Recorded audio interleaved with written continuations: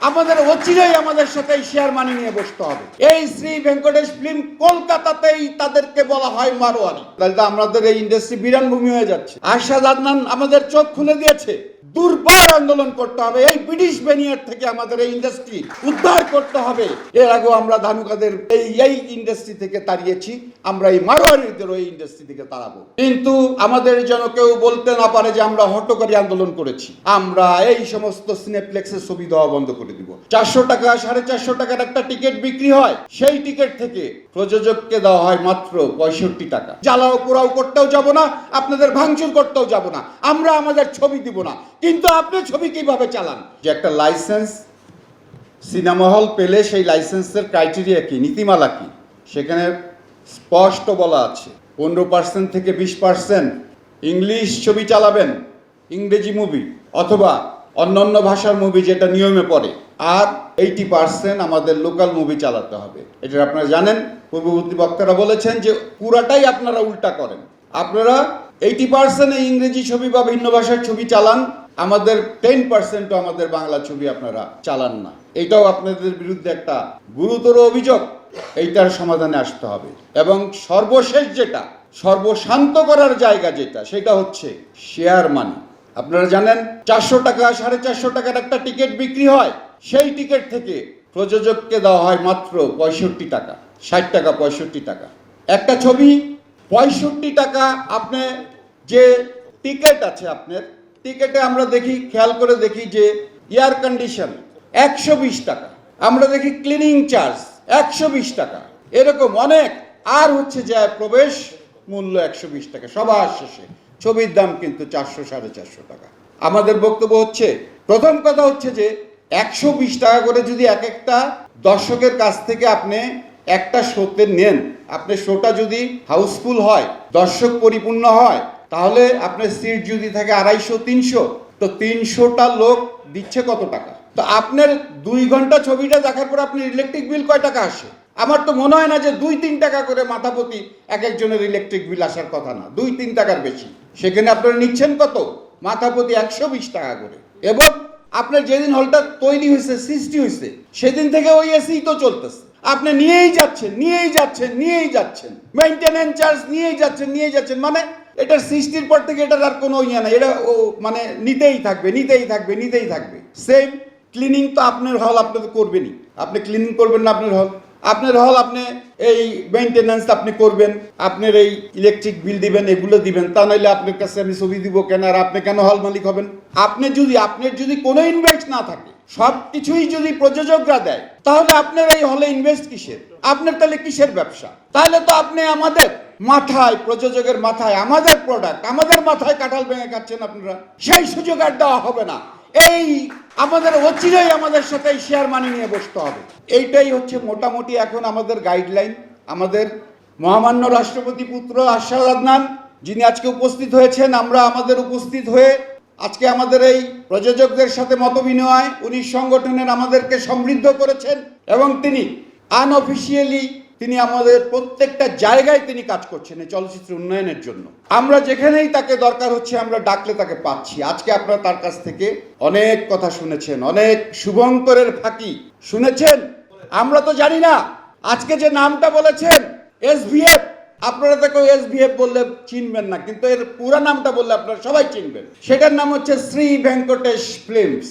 এই শ্রী ভেঙ্কটেশ ফিল্ম কলকাতাতেই তাদেরকে বলা হয় মারোয়ারি। কলকাতার যারা প্রডিউসার, তারাও তাদেরকে মেনে নেয় না, তাদেরকে মারোয়ারি হিসেবে চিহ্নিত করে। সেই মারোয়ারিরা আজকে আমাদের এখানে যদি ঢুকে যায়, তাহলে কি হবে আমাদের ইন্ডাস্ট্রি? তাহলে ওরা ওইখানে প্রোডাক্ট বানাবে। দেখেন, আমাদের আদনান বলেছে যে সেখানেই শুটিং হচ্ছে, সেখানেই সমস্ত ছবি তৈরি হচ্ছে, আমাদের 1-2 আর্টিস্ট নিয়ে, আমাদের সমস্ত কিছু রাজস্ব ফাঁকি দিয়ে। ইভেন দ্যাট আমার তো মনে হয় যে আমাদের যে বিনিয়োগ বোর্ড আছে, এই বিনিয়োগ বোর্ডেও তারা কোনো এন্ট্রি করে নাই।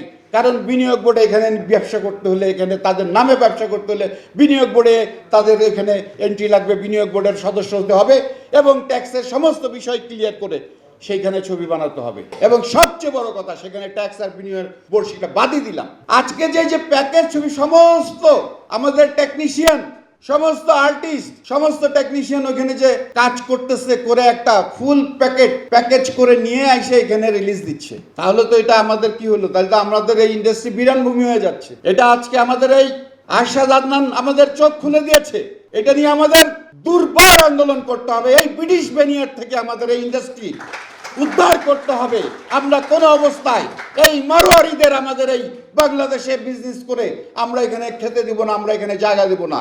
এর আগেও আমরা ধানুকাদের এই ইন্ডাস্ট্রি থেকে তাড়িয়েছি, আমরা এই মারোয়ারিদের ওই ইন্ডাস্ট্রি থেকে তাড়াবো ইনশাল্লাহ। এবং সেই লক্ষ্যেই আমি বলবো যে আপনারা আমাদের 19 সংগঠনের যারা এখানে নেতৃবৃন্দ আছেন, আমাকে একটা সমর্থন দিবেন। আপনাদের কাছে সমর্থন চাই।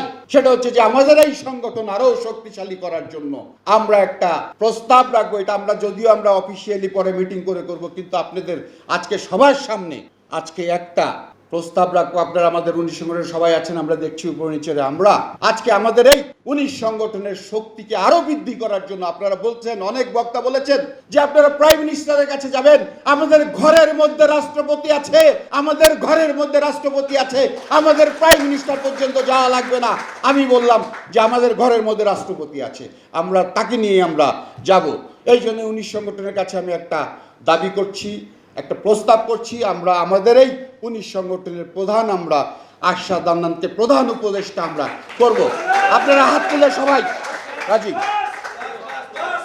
বাস পরবর্তীতে হল মালিকদের সাথে আমরা মিটিংয়ে ডাকবো। আমরা নিয়মতান্ত্রিক উপায়ে আমরা আন্দোলন করব। আমাদের আন্দোলন সিনেপ্লেক্সের বিরুদ্ধেই হবে, কিন্তু আমাদের যেন কেউ বলতে না পারে যে আমরা হটকারী আন্দোলন করেছি। আমরা নিয়মতান্ত্রিক উপায়ে আন্দোলন করব, যার পরবর্তী স্টেপ হবে আমরা হল মালিকের সাথে বসবো। আমরা হল মালিকদের চিঠি দিব, সিনেপ্লেক্সের সাথে চিঠি দিব, আমরা তাদেরকে পত্র দিয়ে মিটিংয়ে ডাকবো। মিটিংয়ে ডেকে আমরা তাদের সাথে বসে আমাদের এই বিষয়গুলো আমরা তাদেরকে জানাবো এবং এগুলা সমাধান করার জন্য তাদেরকে বলবো। যদি সমাধান না হয় আমরা তারপরে আরও ঊর্ধ্বতন কর্তৃপক্ষ, আমাদের রাষ্ট্র আছে, আমরা তাদেরকে জানাবো, রাষ্ট্রযন্ত্রকে জানাবো। কারণ এখানে রাষ্ট্রেরও বিষয় আছে, যেহেতু লাইসেন্সটা রাষ্ট্র দিয়েছে এবং রাষ্ট্র সেখানে বলে দিয়েছে নীতিমালাতে যে তারা 15%-এর বেশি ছবি চালাতে পারবে না, 20%-এর বেশি চালাতে পারবে না। ওনাদেরকে জানাবো। তারপরেও যদি কোনো কথা না শুনে আমরা এই সমস্ত সিনেপ্লেক্সের ছবি দেওয়া বন্ধ করে দিব। আমরা আর কোনো ছবিই দেব না। আমরা এই সিনেপ্লেক্স আমাদের ছবি ছাড়া কিভাবে চলে, এবং এই সিনেপ্লেক্স আমাদের এই নীতিমালার মধ্যে চালাতে হলে ওনারা বলেন যে ওনরা বাংলা ছবি, ওনরা আমাদের বাংলা ছবির মান নেই, আমাদের বাংলা। আপনারা তো সারা মাসকে মাস আপনারা প্রিয়তমা চালাইছেন না, আপনারা পরাণ চালাইছেন না মাসের পর মাস, আপনারা হাওয়া চালাইছেন না মাসের পর মাস, আপনারা গোলই চালাইছেন না, আপনারা চালাইছেন না, আপনারা যে দিন দা ডে চালাইছেন না। তাইলে আবার বলেন কেন যে বাংলা ছবির মানসম্মত হয় না? সবগুলোই কি হাতের 5টা আঙ্গুল কি এক?